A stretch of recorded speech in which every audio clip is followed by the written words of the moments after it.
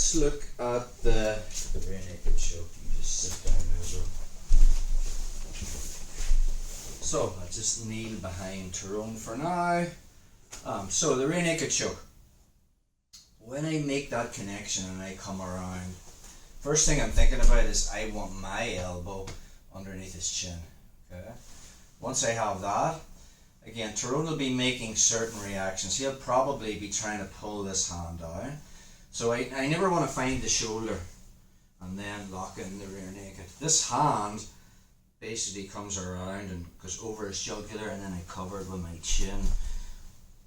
Danaher calls this the hidden hand principle, so this is kind of a mixture of Danaher and Henry Akin's.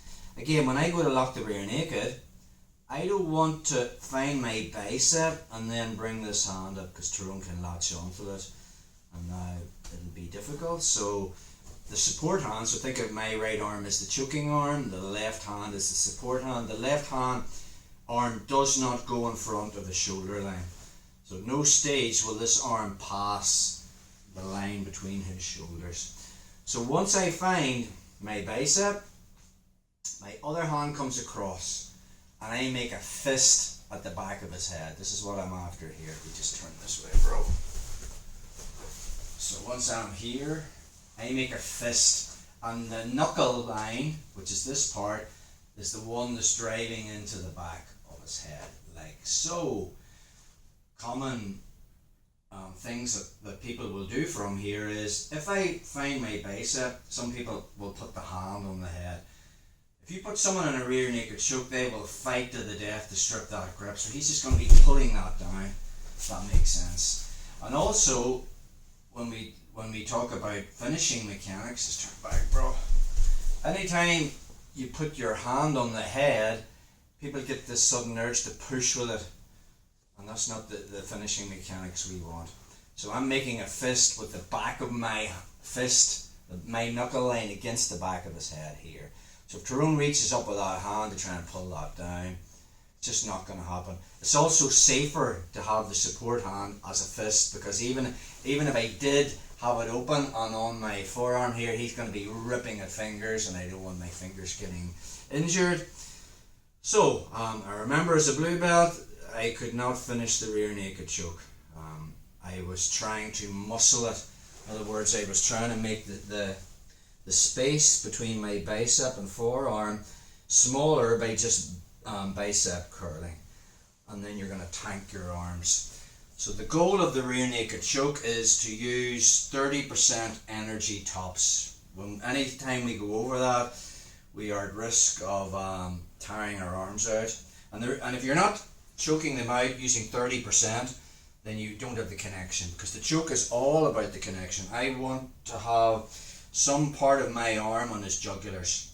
So even to close, shut down those blood vessels in his jugular, if you think about when you're taking your pulse or someone's taking blood, they'll put a tourniquet on your arm, that's very little pressure, okay, to close that off. So I don't need to be squeezing to the point where his head's going to explode.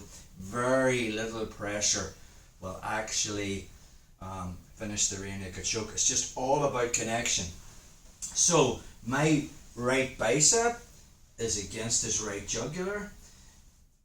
My right forearm, the part just under my thumb, is against his left jugular. I have that hidden hand concept. And now when I come in with the support hand and I make that fist, it's not about bicep curling. We have two finishing mechanics from here. If I just get double grips, perfect. If Tyrone gets a chin up grip, which is a common thing people will do in the rear naked choke, and I make my grips here, and I try to finish the choke with a bicep curl, again, that's about 40%, 50%, don't let me choke you out, bro, John's watching, 60%, 60%, don't let me choke you out, bro, I hate this. 70%, I'm starting to get really tired now, 80%, I'm fine. and he's fine. That's just trying to muscle it. Think about this, there is an invisible line running down the middle of Tyrone's head. All I'm going to do in that invisible line is connect my elbows. My elbows connect into that visible line. I try to touch them. And notice the way when I do that, the space in here, the V where Tyrone's neck is, gets significantly smaller. So, once I'm here, I just connect my elbows. That's the first pressure. The second pressure is I shrug my shoulders. Okay? So all I'm doing from this position is actually this. Okay? Shrugging my shoulders. What does that actually do? The minute I start to shrug my shoulders, it brings my elbow closer into the choke here. A lot of people, when they finish the rear naked, they clamp the elbow into the chest, but I'm not trying to crush his chest. I actually want to compress the blood vessels in his jugulars. So the second movement, okay, is the shrugging of the shoulders, which is this movement here. So I'm going to now test this out. Tyrone is going to get his pull-up grips. Notice the massive space he's created, which is great. Okay, I'm going to make my connection. I'm going to look like a dickhead if this doesn't work. Okay, so watch this. Okay, from here, I am going to connect my elbows and I'm going to shrug my shoulders. So I'm going to start just with 5%. Let me choke you out, bro. Okay. 10%. 15%. 16%. 17%. Let me choke you. That's about 20% there. 25%. 30%. Okay. So I'm using very little pressure there at all. It's just connecting my elbows on that invisible line and the shrugging of my shoulders. Let's put that into a more realistic situation. I'm on Tyrone's back. He's trying to get his back on the mat.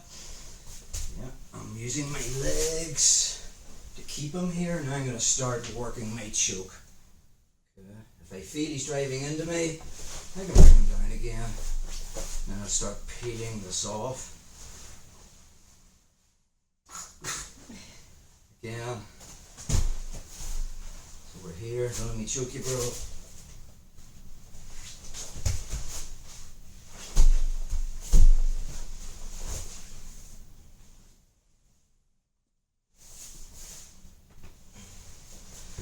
Now, the worst thing you can do in jiu-jitsu, better get back up for this one, sorry, is tuck your chin. Alright? Because let's just say Tyrone tucks his chin, I'm going to put it on anyway.